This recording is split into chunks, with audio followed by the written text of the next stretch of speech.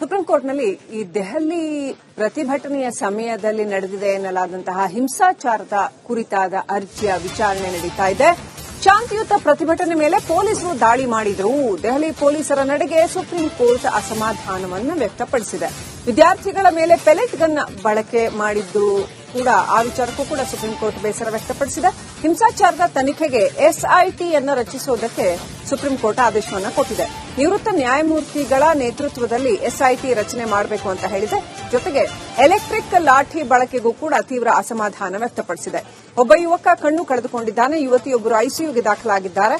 ಮೊಳೆ ಹೊಡೆದ ಲಾಠಿಗಳನ್ನು ಬಳಸಿರುವುದಕ್ಕೂ ಕೂಡ ಸುಪ್ರೀಂ ಕೋರ್ಟ್ ಆಕ್ಷೇಪ ವ್ಯಕ್ತಪಡಿಸಿದೆ. ಹಿಂಸಾಚಾರದ ಬಗ್ಗೆ ತನಿಖೆಗೆ ಎಸ್ಐಟಿ ರಚನೆ ಆಗಬೇಕು ಅಂತ ಸುಪ್ರೀಂ ಕೋರ್ಟ್ ಹೇಳಿದೆ.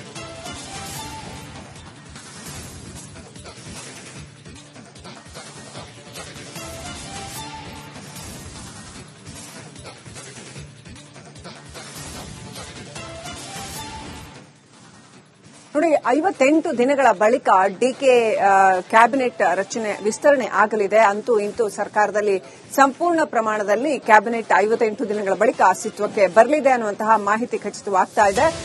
ಲೋಕಭವನಕ್ಕೆ ಈ ಕುರಿತಾದ ಅನೌಪಚಾರಿಕ ಮಾಹಿತಿಯನ್ನು ರವಾನೆ ಮಾಡಲಾಗಿದೆ. ಗುರುವಾರ ಸಂಪುಟ ವಿಸ್ತರಣೆ ಬಹುತೇಕ ಖಚಿತ ಅಂತ ಹೇಳಲಾಗ್ತಾ ಇದೆ. ಗುರುವಾರದಷ್ಟೊತ್ತಿಗೆ ರಾಜ್ಯಪಾಲರು ಬರ್ತಾರೆ. ಆಮೇಲೆ ಪ್ರಮಾಣ ವಚನಕ್ಕೆ ಸಿದ್ದತೆಗಳನ್ನ ಮಾಡಿಕೊಳ್ಳಕ್ಕೆ ಲೋಕಭವನಕ್ಕೆ ಸೂಚನೆ ಕೊಡಲಾಗಿದೆ. ಸಿಎಂ ಕಚೇರಿಯಿಂದ ಲೋಕಭವನಕ್ಕೆ ಈ ಮಾಹಿತಿಯನ್ನ ಕೊಡಲಾಗಿದೆ. ಇವತ್ತು ರಾತ್ರಿ ರಾಹುಲ್ ಜೊತೆ ರಾಜ್ಯ ನಾಯಕರು ಮೀಟಿಂಗ್ ನಡೆಸ್ತಾರೆ ಅಂತ ಹೇಳಲಾಗಿದೆ. ಫೈನಲ್ ಡಿಸಿಷನ್ಸ್ ಆಗುತ್ತೆ. ಸಭೆಯಲ್ಲಿ ಸಂಪುಟ ಸೇರೋ ಶಾಸಕರ ಪಟ್ಟಿ ಫೈನಲ್ ಮಾಡೋ ಸಾಧ್ಯತೆ ಇದೆ. ಗುರುವಾರ ಸಂಜೆ 5:45ಗೆ ನೂತನ ಸಚಿವರು ಪದಗ್ರಹಣ ಮಾಡುವ ನಿರೀಕ್ಷೆ ಇದೆ. ಇವತ್ತು ಲಿಸ್ಟ್ ಫೈನಲೈಸ್ ಆದ್ರೆ ಲೋಕಭವನಕ್ಕೆ ಅಧಿಕೃತವಾಗಿ ಮಾಹಿತಿ ಕೊಡ್ತಾರೆ. ರಾಜ್ಯಪಾಲರು ಪ್ರವಾಸ ಹೋಗ್ತಾ ಇದ್ದಾರೆ, ಇಂದೋರ್ಗೆ ತೆರಳುತ್ತಾ ಇದ್ದಾರೆ. ಅನಂತರ ಗುರುವಾರ ವಾಪಸ್ ಬರ್ತಾರೆ. ಅವರು ವಾಪಸ್ ಬಂದ್ಮೇಲೆ ಪ್ರತಿಜ್ಞಾ ವಿಧಿ ಬೋಧನೆ ಮಾಡ್ತಾರೆ.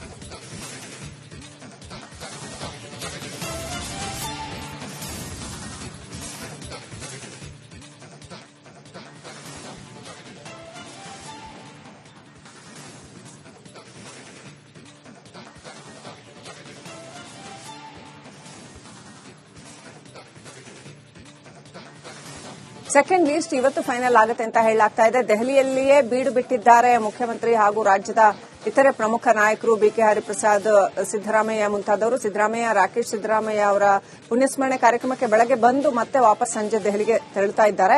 ಇವತ್ತು ಸಾಯಂಕಾಲ ರಾಹುಲ್ ಗಾಂಧಿ ಜೊತೆಗೆ ಮತ್ತು ಇತರೆ ಹೈಕಮಾಂಡ್ ಮುಖಂಡರುಗಳ ಜೊತೆ ಮಹತ್ವದ ಮೀಟಿಂಗ್ ನಡೆಯಲಿದೆ. ಎಲ್ಲವೂ ಕೂಡ ಫೈನಲೈಸ್ ಆಗುತ್ತೆ ಅಂತ ಹೇಳಲಾಗ್ತಾ ಇದೆ. ಹಲವು ಕಾರಣಗಳಿಗಾಗಿ ಈ ಕ್ಯಾಬಿನೆಟ್ ವಿಸ್ತರಣೆ ವಿಚಾರವನ್ನ ಮುಂದೂಡ್ಕೊಂಡೇ ಬಂದಿದ್ರು. ಅದು ಪ್ರತಿಭಟನೆಗಳು, ದೇಶಾದ್ಯಂತ ನಡೆದಿದ್ದಂತಹ ಪ್ರತಿಭಟನೆಯ ವಿಚಾರ ಇರಬಹುದು, ಪರಿಷತ್ ಚುನಾವಣೆ ಇರಬಹುದು, ರಾಜ್ಯಸಭಾ ಚುನಾವಣೆ ಇರಬಹುದು, ಹೀಗೆ ಹಲವು ಕಾರಣಗಳಿಗಾಗಿ ಇದು ಪೋಸ್ಟ್ಪೋನ್ ಆಗ್ತಾನೆ ಬಂದಿತ್ತು.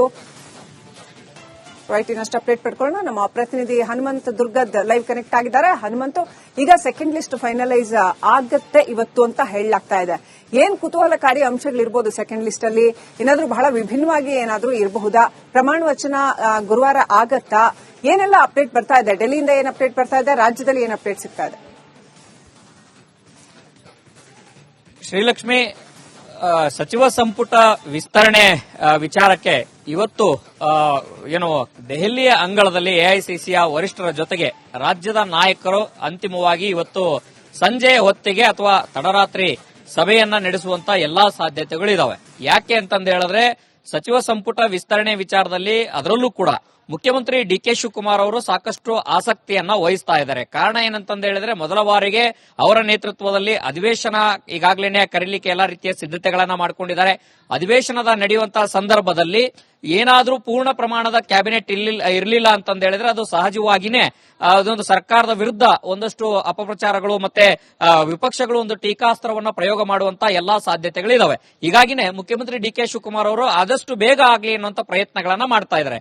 ಒಂದು ಕಡೆಗೆ ದೆಹಲಿ ಅಂಗಳದಲ್ಲಿ ಕ್ಯಾಬಿನೆಟ್ ವಿಸ್ತರಣೆಯ ಕಸರತ್ತು ಜೋರಾಗಿ ನಡೆಸಲಿಕ್ಕೆ ಎಲ್ಲಾ ರೀತಿಯ ಅಂತಿಮ ಸಿದ್ಧತೆಗಳು ನಡೀತಾ ಇದ್ರೆ, ಮತ್ತೊಂದು ಕಡೆಗೆ ಮುಖ್ಯಮಂತ್ರಿಗಳ ಕಚೇರಿಯಿಂದನೂ ಕೂಡ ಲೋಕಭವನಕ್ಕೆ ಅನೌಪಚಾರಿಕ ಒಂದಷ್ಟು ಮಾಹಿತಿ ರವಾನೆಯಾಗಿದೆ ಅನ್ನುವಂತ ಮಾಹಿತಿಗಳು, ಚರ್ಚೆಗಳು ಈಗ ಕೇಳಿ ಬರ್ತಾ ಇರುವಂತದ್ದು. ಪ್ರಮುಖವಾಗಿ ಗುರುವಾರ ಸಂಜೆ 5:45ಕ್ಕೆ ಸಮಯ ನಿಗದಿಯಾಗಿದೆ. ಆ ಸಮಯಕ್ಕೆ ಎಲ್ಲಾ ರೀತಿಯ ಪ್ರಮಾಣವಚನ ಸ್ವೀಕಾರ ಮಾಡುವಂತ ಕಾರ್ಯಕ್ರಮಕ್ಕೆ ತಯಾರಿಯನ್ನು ಮಾಡಿಕೊಳ್ಳಿ ಅನ್ನುವಂತಹ ಸೂಚನೆಯನ್ನ, ಅನೌಪಚಾರಿಕ ಮಾಹಿತಿಯನ್ನ ಮುಖ್ಯಮಂತ್ರಿಗಳ ಕಚೇರಿಯಿಂದ ಲೋಕಭವನಕ್ಕೆ ತಲುಪಿಸಲಾಗಿದೆ ಅನ್ನುವಂತ ಮಾಹಿತಿಗಳು ಈಗ ಲಭ್ಯ ಆಗ್ತಾ ಇರುವಂತದ್ದು. ಪ್ರಮುಖವಾಗಿ ಈ ಹಿಂದೆನೂ ಕೂಡ ಕಳೆದ ವಾರವೂ ಕೂಡ ಪ್ರಮಾಣವಚನ ಸ್ವೀಕಾರ ಮಾಡುವಂತಹ ಕಾರ್ಯಕ್ರಮಕ್ಕೆ ಎಲ್ಲಾ ರೀತಿಯ ಸಿದ್ಧತೆಯನ್ನ ಮಾಡಿಕೊಳ್ಳಿ ಅನ್ನುವಂತ ಸೂಚನೆಯನ್ನ ಮುಖ್ಯಮಂತ್ರಿ ಡಿ ಕೆ ಶಿವಕುಮಾರ್ ಅವರು ಕೊಟ್ಟಿದ್ರು. ಆದ್ರೆ ಕಾಂಗ್ರೆಸ್ನ ರಾಷ್ಟ್ರೀಯ ನಾಯಕರು ಅಲ್ಲಿ ಸಂಸತ್ ಅಧಿವೇಶನದಲ್ಲಿ ಪಾಲ್ಗೊಂಡಂತ ಕಾರಣಕ್ಕಾಗಿ, ಅಲ್ಲಿ ಇದ್ದಂತ ಕಾರಣಕ್ಕಾಗಿ, ಮತ್ತೆ ಏನು ಕಾಕ್ರೋಚ್ ಜನತಾ ಪಾರ್ಟಿಯ ಹೋರಾಟ ತೀವ್ರಗೊಂಡಂತ ಹಿನ್ನೆಲೆಯಲ್ಲಿ ಆ ಒಂದು ನೀಟ್ ಪ್ರಶ್ನೆ ಪತ್ರ ಸೋರಿಕೆ ವಿಚಾರದಲ್ಲಿ ರಾಹುಲ್ ಗಾಂಧಿ ಸೇರಿದಂತೆ ರಾಜ್ಯ ಎಐಸಿಸಿಯ ವರಿಷ್ಠರೆಲ್ಲರೂ ಕೂಡ ಬ್ಯುಸಿಯಾಗಿರುವಂತಹ ಕಾರಣಕ್ಕಾಗಿ ರಾಜ್ಯದ ಕ್ಯಾಬಿನೆಟ್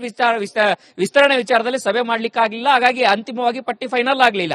ಇದೀಗ ಮತ್ತೊಂದು ಸುತ್ತಿನ ಸಭೆ ನಡೀತಾ ಇದೆ. ಇವತ್ತೇನಾದ್ರೂ ಅಂತಿಮ ಪಟ್ಟಿಗೆ ಎಐಸಿಸಿ ನಾಯಕರು ಮುದ್ರೆ ಹೊತ್ತಿದ್ರೆ ಅಧಿಕೃತ ಮಾಹಿತಿ ಲೋಕಭವನಕ್ಕೆ ಎಲ್ಲಾ ರೀತಿಯ ತಲುಪಿಸುವಂತ ಸಾಧ್ಯತೆಗಳಿದಾವೆ. ಇಲ್ಲಿ ಪ್ರಮುಖವಾಗಿ ಕಂಡುಬರುವಂತಹ ವಿಚಾರ ಏನಂತ ಹೇಳಿದ್ರೆ, ಒಂದು ಕಡೆಗೆ ಪಟ್ಟಿಯ ಆಯ್ಕೆ ಅಂತಿಮಗೊಳಿಸುವಂತ ನಿಟ್ಟಿನಲ್ಲಿ ಕಸರತ್ತುಗಳು ನಡೀತಾ ಇದೆ. ಮತ್ತೊಂದು ಕಡೆಗೆ ಆತುರವಾಗಿ ಮಾಧ್ಯಮಗಳ ಜೊತೆಗೆ ಮುಖ್ಯಮಂತ್ರಿಗಳು ಮಾತನಾಡುವಂತಹ ಸಂದರ್ಭದಲ್ಲಿ ಮಾಧ್ಯಮದವರು ಸಾಕಷ್ಟು ಆತುರದಲ್ಲಿ ಇದೀರಾ ಅನ್ನುವಂತ ಮಾಹಿತಿಗಳನ್ನ ಹೇಳ್ತಾ ಇದ್ದಾರೆ. ಆದ್ರೆ ನಿಜಕ್ಕೂ ಕೂಡ ಆತುರ ಯಾರಿಗಿದೆ ಅಂತ ಹೇಳಿದ್ರೆ ಮುಖ್ಯಮಂತ್ರಿ ಡಿ ಕೆ ಶಿವಕುಮಾರ್ ಅವರು ಮುಂದೆ ಇದೆ. ಯಾಕೆ ಅಂತ ಹೇಳಿದ್ರೆ ಈಗಾಗಲೇ ಪೂರ್ಣ ಪ್ರಮಾಣದ ಕ್ಯಾಬಿನೆಟ್ ಇಲ್ಲದೆ ಇರುವಂತಹ ಕಾರಣಕ್ಕಾಗಿ ವಿವಿಧ ಇಲಾಖೆಗಳಲ್ಲಿ ಇರುವಂತಹ ಕಾರ್ಯಗಳು ಕೂಡ ನಿಭಾಯಿಸಬೇಕಾಗಿದೆ. ಆ ಜವಾಬ್ದಾರಿನ ನಿಭಾಯಿಸಬೇಕಾದಂತ ಕಾರಣಕ್ಕಾಗಿ ಆ ಕಾರ್ಯಭಾರ ಕಡಿಮೆ ಆಗ್ಬೇಕು ಅಂತ ಹೇಳಿದ್ರೆ ಪೂರ್ಣ ಪ್ರಮಾಣದ ಕ್ಯಾಬಿನೆಟ್ ಇದ್ರೆ ಅನುಕೂಲ ಅನ್ನುವಂತ ಮಾಹಿತಿಗಳು ಇರುವಂತ ಹಿನ್ನೆಲೆಯಲ್ಲಿ ಇವತ್ತು ಅಂತಿಮಗೊಳಿಸುವಂತ ಎಲ್ಲಾ ಸಾಧ್ಯತೆಗಳು ಇದಾವೆ. ಒಂದೊಮ್ಮೆ ಇವತ್ತೇ ಅಂತಿಮ ಆದ್ರೆ ಬಹುತೇಕ ಗುರುವಾರ ಸಂಜೆ ಪ್ರಮಾಣವಚನ ಸ್ವೀಕಾರ ಕಾರ್ಯಕ್ರಮ ನಡೆಯಲಿಕ್ಕಿದೆ. ಒಂದೊಮ್ಮೆ ಅದು ಫೈನಲ್ ಆದ ಅಂತ ಹೇಳಿದ್ರೆ ಗುರುವಾರ ಸಂಜೆಗೆ ವಾಪಸ್ ಬರುವಂತ ನಿಟ್ಟಿನಲ್ಲಿ ಇದ್ದಂತ ರಾಜ್ಯಪಾಲರು ಮಧ್ಯಾಹ್ನಕ್ಕೆ ವಾಪಸ್ ಬರುವಂತ ಎಲ್ಲಾ ಸಾಧ್ಯತೆಗಳು ಇದಾವೆ. Srilakshmi, right, thank you Hanumantu ಡೀಟೇಲ್ಸ್ಗಾಗಿ.